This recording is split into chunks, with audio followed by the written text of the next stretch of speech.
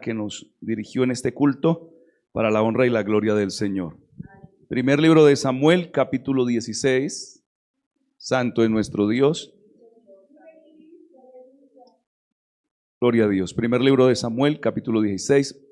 Hoy no pudimos transmitir porque hubo como cosa rara un daño en la red de la internet, pero esa sí fue más grande. Se fue por varios sectores la internet. Y pues hay pero una gota y con eso no alcanzamos a transmitir. Entonces pues vamos aquí nosotros a escuchar la palabra de Dios. Creo que la estamos grabando para más tardecito con la ayuda del Señor poderla subir. Primer libro de Samuel capítulo 16 versículo 7. ¿Me ayudan a leerlo por favor? Lo hacemos en el nombre del Padre, del Hijo y del Espíritu Santo. Amén. Todos. Y Jehová respondió a Samuel: no mires a su parecer, ni a lo grande de su estatura, porque yo lo desecho. Porque Jehová no mira lo que mira el hombre, pues el hombre mira lo que está delante de sus ojos, pero Jehová mira el corazón. Amén. Señor, gracias te damos por esta palabra. Gracias, mi Señor, porque hemos podido hacer oraciones también. Te presentamos la vida de nuestra hermana Torcoroma, que está enferma en el hospital. Te pido que tú toques su corazón, su vida, todo su ser, allí donde está. En el nombre de Jesús echamos fuera toda enfermedad. En el nombre de Jesús la declaramos sana, mi hermana. Consuélala, fortalécela, ayúdala, por favor, te lo pido. Oh, mi Señor, y te doy gracias porque solamente tú eres Jehová, nuestro sanador. Háblanos a través de esta palabra que entre en lo más profundo de nuestro corazón, mi Señor. Te lo pido, Señor, gracias. Amén y amén. Gloria al Señor. Vamos a hablar bajo el tema 2 puntos de vista. Pueden sentarse. 2 puntos de vista. Gloria al Señor. La visión, como todos sabemos, es una gran bendición. ¿Cuántos agradecen al Señor por su vista? Es una bendición muy grande. Yo pienso que Dios, en su misericordia, allá en su sapiencia, dijo: el hombre necesita ver, y nos puso estos 2 ojitos de diversos colores, pero que todos vemos. Es una gran victoria, es una gran bendición de parte del cielo. Y pudiéramos decir, hermano, que hay una visión física y la otra espiritual. Una es objetiva, física, y la otra subjetiva, que esa es la que a veces no tomamos en cuenta, esa subjetiva, que es de lo no tangible, sino lo que existe más allá de lo que yo veo, lo que existe más allá de lo que mis ojos alcanzan a ver. Según algunos, una oveja no ve más de 10 metros de distancia. Por eso las ovejas les toca estar cerca a su pastor, cerca a las demás, y cualquiera que va cogiendo camino, ya a los 10 metros, su visión es tan corta que no alcanza a ver al pastor, y por eso se pierden fácilmente. Quizás por eso Dios nos diga: ovejas. Usted se va ausentando de la congregación, de la grey, del rebaño, y ¿qué va pasando? Va perdiendo la visión, poco a poco. Nosotros somos personas gregarias, así nos hizo Dios, o sea, de congregación, o sea, de estar en grupo, estar en armonía. No somos hechos para estar solos, que hay gente que sí adopta esa vida, ¿no? Austera, y por allá metidos en una cueva. De hecho, en el pueblo de Israel hubo grupos que les gustó eso, meterse por allá en una cueva, como los esenios, que les gustaba vivir por allá en las cuevas del Mar Muerto. Guardaron algunos rollos y en 1947 se descubrieron esos rollos. Pero nosotros no estamos para eso. O yo no sé usted si le gusta estar completamente solo, pero Dios nos ha hecho para ser uno en Cristo Jesús, nuestro Señor, nuestro Salvador. ¿Cuántos alaban el nombre del Señor Jesucristo? 2 puntos de vista estamos hablando, porque un punto de vista es el nuestro como humanos y el otro es el del Señor. Es más, entre nosotros dicen que hay como 3 o más puntos de vista entre los humanos y quizás muchos más. Por ejemplo, ustedes han visto ese arte abstracto, esa pintura, que uno ve es un reguero de chispas y de pinturas. Yo veo eso porque no conozco de arte, pero el pintor Y los que saben dicen, wow, qué maravilla. Y uno piensa que alguien cogió un poco de pintura y la tiró allá. Sí ve que hay diferentes puntos de vista. Por ejemplo, el maestro Botero. No sé bien, ni nadie lo sabe a ciencia cierta, qué pensó al pintar todas esas personas así. Los perritos, todos los gatos, todo gordo, todo. Usted sí se ha dado cuenta, ¿cierto, hermano? Y lo dejó ahí como en el limbo, para que cada uno pues saque su propia conclusión. Ese es el mundo, ese es el ser humano, pero en cambio Dios tiene todo perfecto. En Dios no hay cosas relativas. En Dios es o no es. No hay término medio, no hay arrocitos en bajo, nada de eso. ¿Es cristiano o es del diablo? Así es para nuestro amado Dios. Dios ve de esa forma. Nunca, hermano, permitiría a Dios una mezcolanza entre cristiano y mundano y entre hijo de Dios e hijo del diablo. No, Él nos pide única y exclusivamente para Él. Bendito sea el nombre del Señor. ¿Qué influye en la visión? Pero esa visión espiritual, no tanto física, sino espiritual. Estuve leyendo, hermano, que influye mucho la edad en una persona. Tristemente es así, aunque no debiera ser, porque todos en Cristo necesitamos verlo a Él, como dice la palabra del Señor, y ver desde su óptica. ¿Qué ve Dios y qué vemos nosotros? Nosotros vemos de una forma, pero Dios ve de otra. ¿Por qué? Porque somos humanos y la edad a veces nos juega una mala pasada. Por ejemplo, si usted le pregunta a una persona de 40, 50, 60 años acerca de algún proyecto, de alguna cosa que usted quiera realizar, le va a decir, de pronto no lo haga, mire, porque él ya no se ve en esa situación. A veces influye también, mis amados hermanos, economía. Según, si no tiene economía, así mismo piensa y así mismo ve. El género, la salud, la crianza, el lugar de nacimiento, entre otros muchos más, puede influir que nosotros veamos a nuestra manera o a la manera de Dios. Debemos ver a la manera de Dios, a su punto de vista, no en el nuestro. Por eso dice la palabra de Dios, no viendo las cosas que se ven, sino las que no se ven, porque las que se ven son temporales, pero las que no se ven son eternas.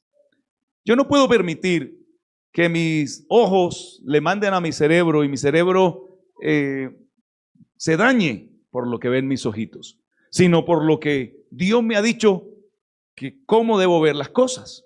Yo debo verlo de esa forma. Y el Señor se lo dice aquí al profeta Samuel.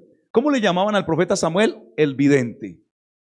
La palabra vidente es el que ve más, es el que ve más allá. Pero en este caso cometió un error porque él como humano, ¿no? Dice la palabra del Señor en el versículo que acabamos de leer, en el versículo 7, ¿no? Que cuando hicieron pasar los hijos de Saúl, Isaí, dice la escritura que lo iban a ungir de uno de ellos como rey. El Señor le dijo, ve a Isaí y vas a escoger de los hijos de Isaí como rey sobre Israel, lo vas a ungir. Porque Saúl ya estaba desechado de parte del Señor, estaba mal delante de Dios. Y entonces él va allá y dice la palabra del Señor en el versículo 7, leámoslo, y Jehová, en el versículo 6, y aconteció que cuando ellos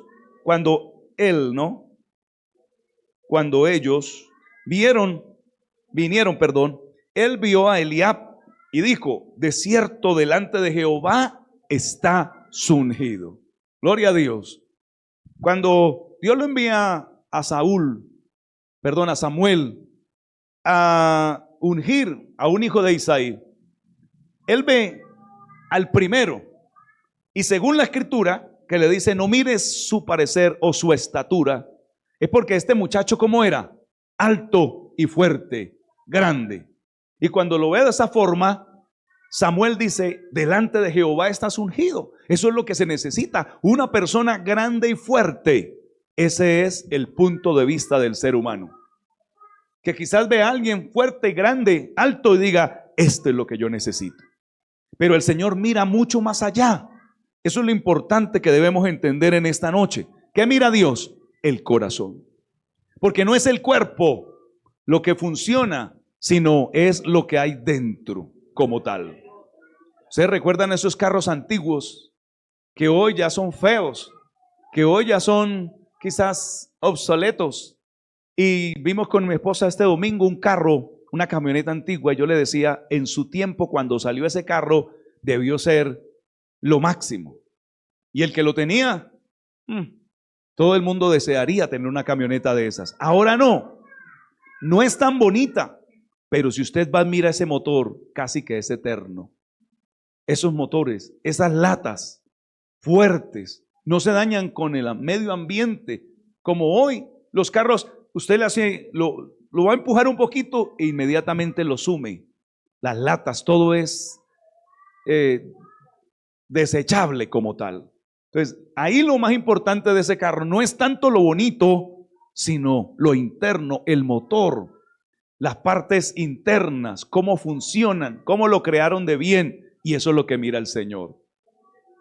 Lo mismo pasa cuando alguien va a escoger a una persona, tiene que mirarle el motor, allá lo más dentro del corazón, como lo hizo el Señor. Entonces nos damos cuenta, mis amados, que el hombre mira lo de afuera pensando que eso es lo más importante, pero Dios va más allá.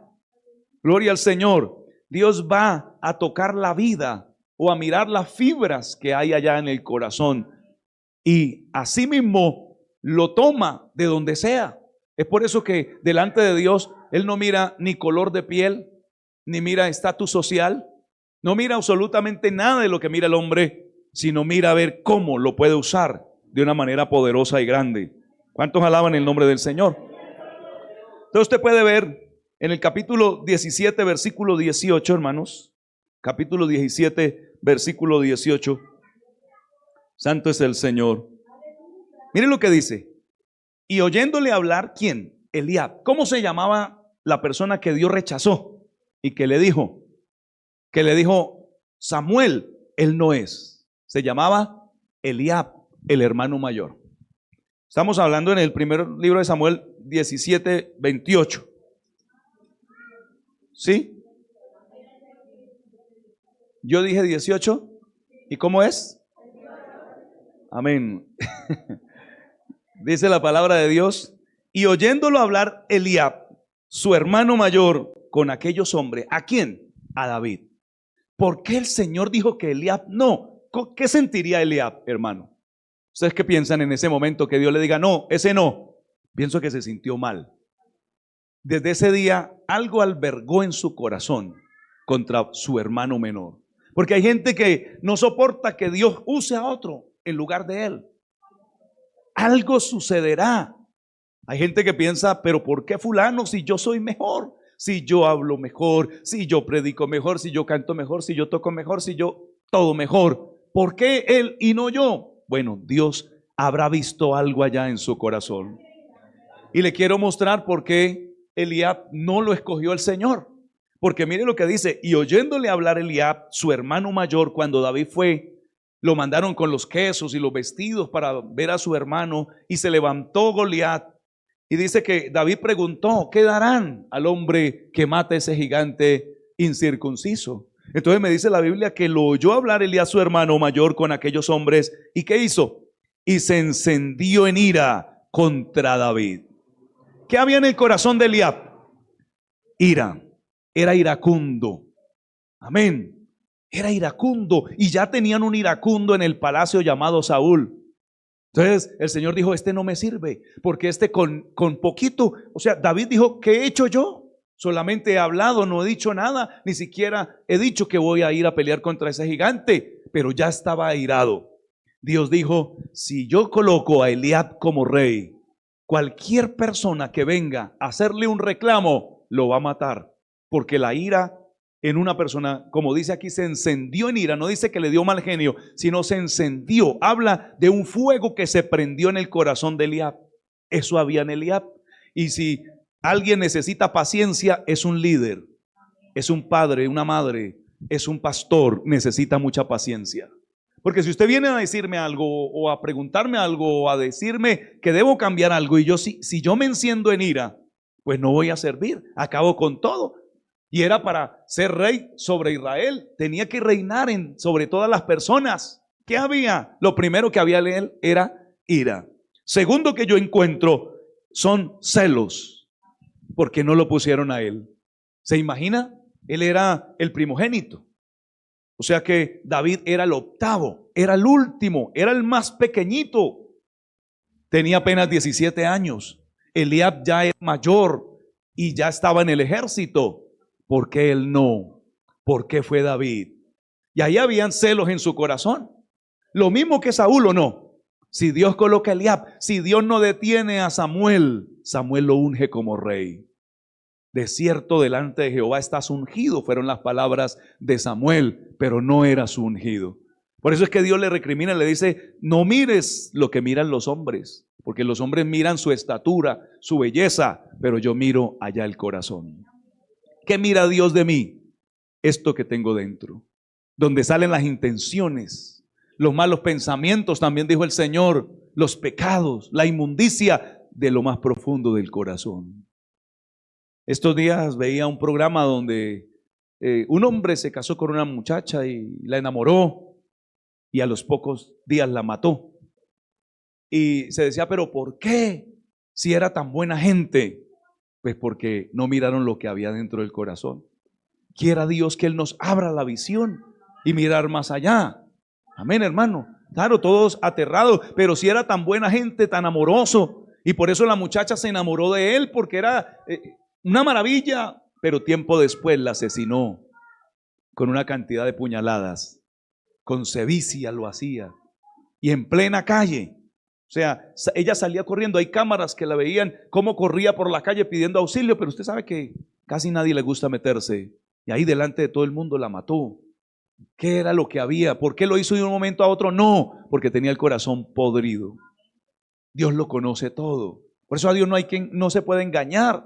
Perverso y malo es el corazón del hombre, dice la Biblia. ¿Quién lo conocerá?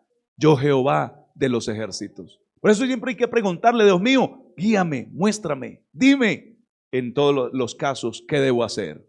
¿Qué hay en lo más profundo del corazón? Bendito sea el nombre del Señor.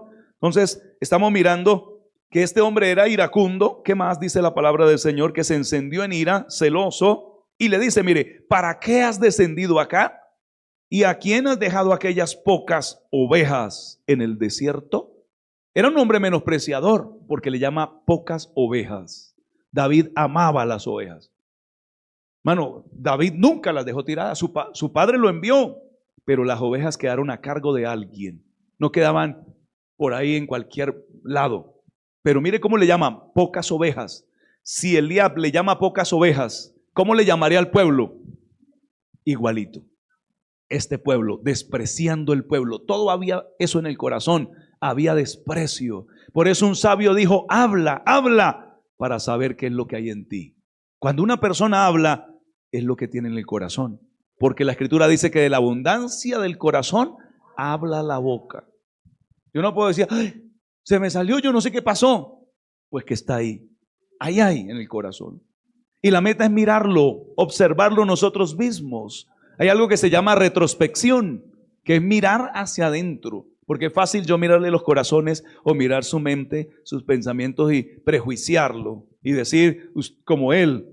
Mire que le dice, yo conozco tu soberbia, o sea, era un prejuicioso. Claro, hermano, y no sirve una persona así que solamente eche prejuicios y no espere a ver si es verdad o no. ¿Recuerdan cuando vinieron dos mujeres al rey Salomón que trabajaban en la prostitución y las dos dieron a luz? Una dio a luz y a los 3 días dio a luz la otra, y dice la Biblia que una se acostó sobre su hijo, lo mató, y la otra fue y le tomó el niño vivo y se lo colocó ahí, y al otro día se dieron cuenta. Eso es un drama tremendo, y fueron a Salomón y ambas decían, el hijo que vive es mío, y la otra decía, el hijo que vive no, es mío, y una pelea. Y Salomón, con esa sabiduría que Dios le había dado, dijo, tráigame una espada, vamos a partirlo y mitad, y la verdadera mamá gritó porque sus entrañas se conmovieron, dice la palabra del Señor. Y entonces Salomón dijo, déjenlo a ella, porque la otra decía así, ni para ella ni para mí, que lo partan en dos. Salomón dijo, mire la verdadera mamá. Eso se necesita de un rey, de alguien que vaya a servir, de alguien en un hogar donde sea, porque siempre vamos a tener gente a nuestro cargo, siempre. Si usted es un patrón o lo que sea, siempre va a tener gente a cargo. Y se dan cuenta que Elías, si lo hubieran puesto como rey, ¿cómo era? Prejuicioso. Inmediatamente daba un veredicto final. Usted es un soberbio, le dijo a David. ¿Era verdad? No lo era. Entonces no servía como rey. Yo conozco tu malicia, vea, la malicia se llama la maldad de tu corazón, y en David no había maldad en su corazón, que para ver la batalla has venido. Por eso, mi hermano, qué bueno es siempre esperar por qué no suceden las cosas o por qué suceden las cosas. Y nunca echarle la culpa a Dios y decir, es que Dios, es que esto, es que Dios no responde, es que Dios no nos ayuda. Hay que mirar por qué, qué habrá aquí. Si usted le pide dinero al Señor, ¿ya miró su corazón? Porque hay gente que le dice, dame mucho dinero, pero en su corazón hay avaricia, hay tacañez, hay, ¿qué más se pudiera decir? Amor hacia el dinero, vanagloria, soberbia, no sé. Hay gente que con cualquier peso se crece y no vuelve a saludar a nadie. Entonces Dios dice, no, mejor lo mantengo así pequeñito. ¿Y qué tal si le decimos, Señor, ve por favor arreglando mi corazón para que me puedas bendecir? Porque Dios sí nos quiere bendecir. No estoy diciendo que nos va a dejar así para siempre, sino que toca ese lugar, ese espacio, irlo acondicionando para cuando llegue la bendición de parte de nuestro amado Dios. ¿Cuántos alaban el nombre del Señor? Por tiempo, solo voy a leer algunos versículos. Quiero que miremos Mateo 23, 27.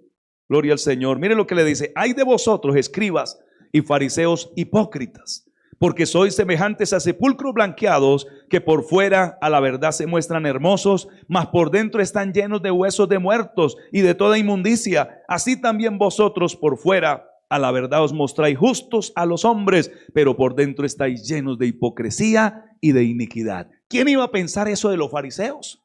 Los fariseos significan los separados, porque ellos se separaron supuestamente de muchas personas y de toda idolatría y de todo helenismo o la doctrina que enseñaban los griegos, que era el culto al cuerpo. Entonces ellos se separaron, por eso se llamaban fariseos.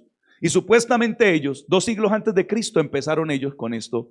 Supuestamente eran los santos, sus túnicas, ellos se amarraban en los brazos unas filacterias y una cantidad de cosas en su cuerpo para mostrar que eran santos. Pero cuando vino el Señor y empezó a decirle a la gente en público, si los fariseos le dicen que allá en la cátedra, que era una silla donde se sentaban a entregar la ley, lo que ellos digan, háganlo, como que busquen a Dios, amen a Dios, pero no hagan como ellos hacen, no lo hagan. Cuando comienza a publicar todo lo que había en el corazón de ellos, el Señor los conocía y les dice, ustedes son como un sepulcro blanqueado por fuera, muy bonitos. Yo les dije hace un tiempo que hay algunas tumbas o algunos cementerios en México donde han enterrado gente muy rica, pero de mala calaña, o sea, narcos, y las tumbas son prácticamente enchapadas en oro, en plata y una cantidad de cosas. Son muy hermosas por fuera, pero por dentro conservan lo mismo que cualquier otra tumba, podredumbre solamente. Y eso es lo que el Señor le está diciendo a los fariseos. Y dígame si les gustó o no. Claro que no. Claro que no, porque el Señor le mostraba al pueblo, ellos son hipócritas. Con un ojo van y visitan a las viudas y oran con un ojo cerrado y con el otro van mirando a ver qué le pueden robar. Todo eso lo decía el Señor.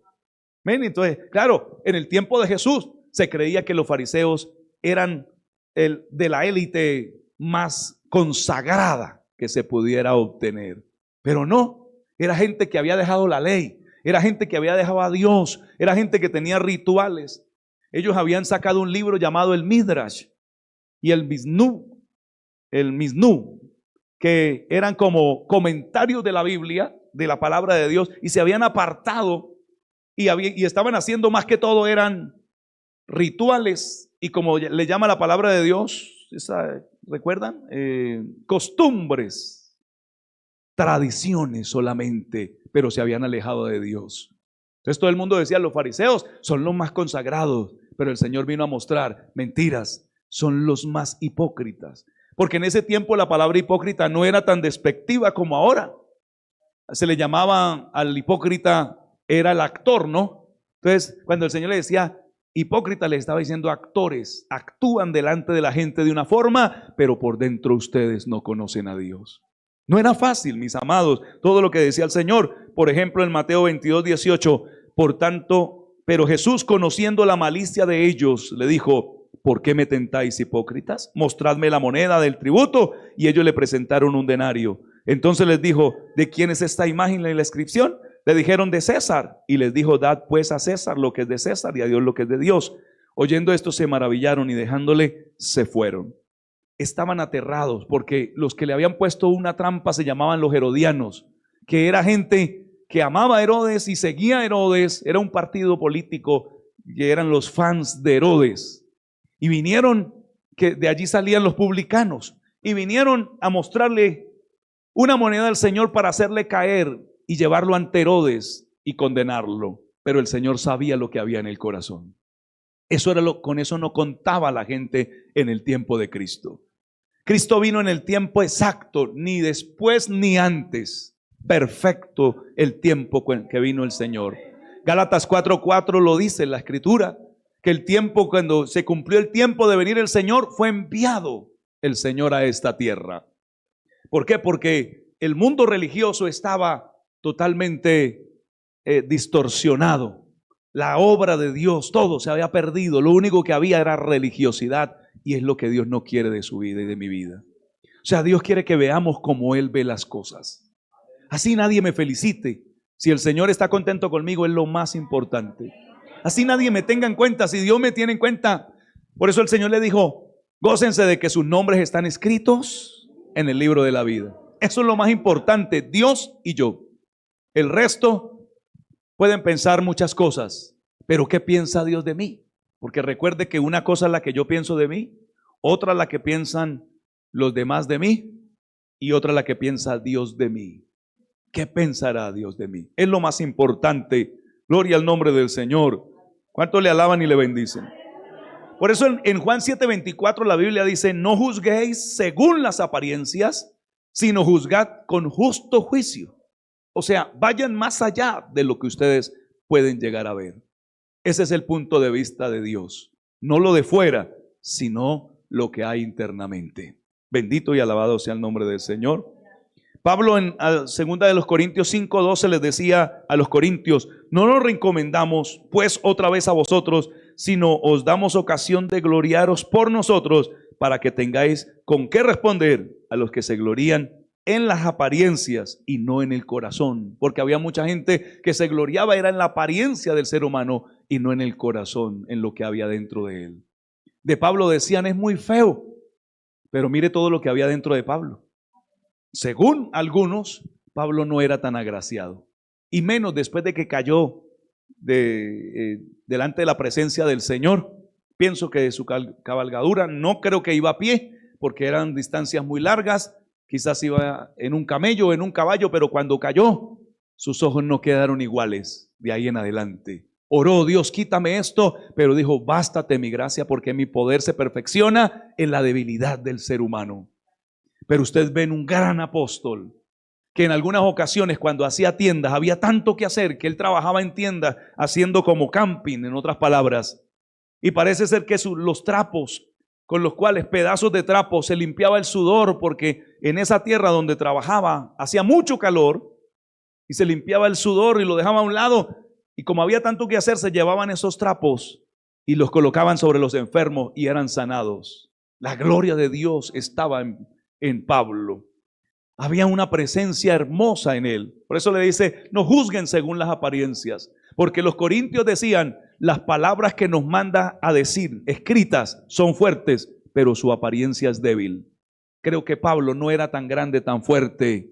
Era pequeño, no era tan agraciado físicamente, pero la gloria de Dios permanecía en él. No importa, mi hermano, mi hermana, que digan que usted es feo o fea. Esa es la apariencia física, pero la belleza del alma es lo que más vale. Porque he sabido de gente muy hermosa físicamente, pero horribles dentro de ellos. Son monstruos que humillan, destruyen, que cuando abren su boca acaban con todo. Por eso lo más importante es lo de dentro del corazón, allá, lo que hay allá, lo que Dios piensa de mí, lo que Dios ve en mí. ¿Cuántos bendicen el nombre del Señor? Aleluya. Por eso es que el Señor le dice a Salomón, a través de David en Primera de Crónicas 28:9, y tú, Salomón, hijo mío, reconoce al Dios de tu padre. Y mire lo que le dice, y sírvele de corazón perfecto y con ánimo voluntario. Qué preciosa esa palabra que le da el rey David a su hijo. Sírvele de corazón perfecto. Tremendo, ¿no?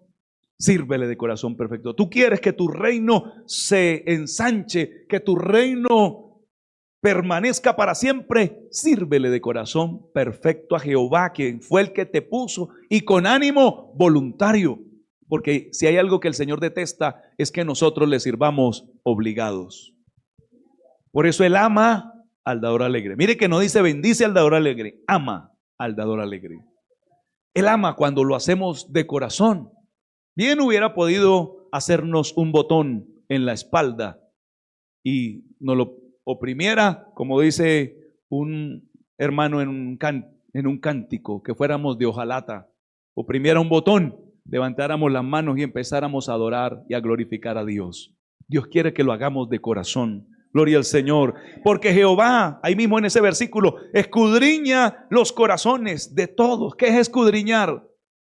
Es mirar bien adentro, no es por encimita como hacemos los hombres cuando nos mandan a buscar algo. Yo nunca lo encuentro, no sé por qué. Y mi esposa me dice que ahí lo dejé esta mañana, que no está. Tiene que venir a buscarlo. No sé por qué las mujeres, me da mal genio eso, hermano, que las mujeres sí lo encuentran. Amén. ¿Y Dios qué hace? Escudriña. Escudriñar es abrir algo y mirar dentro.